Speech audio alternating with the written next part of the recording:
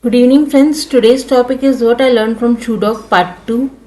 I'm still reading Shoe Dog, Phil Knight's memoir.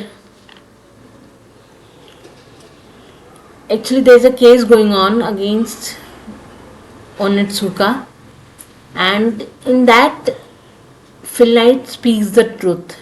He had actually taken files from Kitami's briefcase without his permission, without his knowing, and he spoke truthfully in the court about it.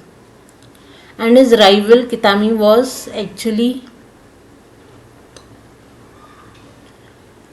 he used a translator. His English was good, but in spite of that, he used a translator, and once he himself corrected the translator.